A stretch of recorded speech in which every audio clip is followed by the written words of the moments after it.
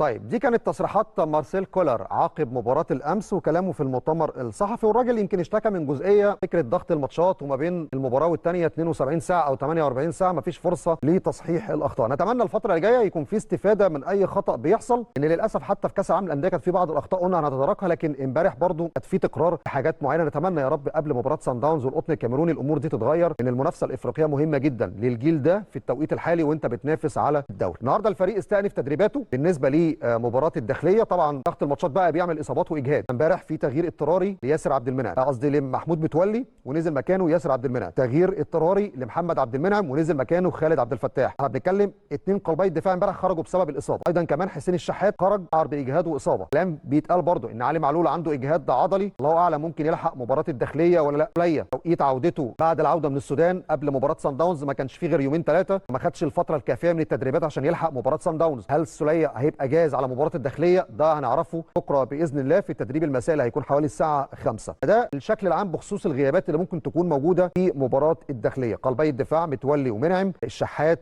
معلول، السوليه يرجع ولا ما يرجع، يعني كل ده هنشوفه خلال الفتره اللي جايه. قدامنا يمكن ده ياسر ابراهيم واحمد نبيل كوكا. ان شاء الله باذن الله على مباراه الداخليه يكون الفريق جاهز، ويعني طبعا ال 48 ساعه دي تبقى فرصه للاستشفاء بنسبه كبيره. قدامنا كمان حتى في صوره الملعب كل الفريق موجود قدامنا، احنا قدامنا بس المجموعه اللي ما شاركتش في مباراه الامس او حتى اللعيبه اللي نزلت في التغييرات في اخر 10 دقائق او ربع ساعه، لان التغييرات كلها للاسف كانت بعد حوالي الدقيقه 60، يعني ما فيش غير تغيير اضطراري اتعمل ما بين الشوطين لما خرج محمود متولي ونزل ياسر ابراهيم، لكن كل التغييرات كانت بعد الدقيقه 60. فالنهارده اكيد زي ما انتم شايفين حتى يعني اللعيبه حتى اللي شاركت في جزء من المباراه زي طاهر محمد طاهر، زي ياسر ابراهيم، زي كمان خالد عبد الفتاح، كلهم موجودين في التقسيم. عايز اشيد واحيي بامانه مروان عطيه، امبارح عمل مجهود بدني كبير جدا، تحركات فنيه كبيره جدا. انتوا عارفين حتى التحليل او السكاوتنج لما بتيجي تعمل التحركات في ارضيه الملعب بسم الله ما شاء الله، يعني مروان عطيه يمكن قطع مسافات كبيره جدا وجري كتير جدا في مساحات كتيره من ارضيه الملعب. السلام، نتمنى ان شاء الله الفتره الجايه يعني يكون اضافه قويه مع حمدي فتحي ومع السوليه واليو ديانج، ان مروان عطيه انا شايفه اضافه كبيره جدا جدا لخط وسط النادي الاهلي. بالتوفيق يا رب يا مروان، قدمت بامانه يعني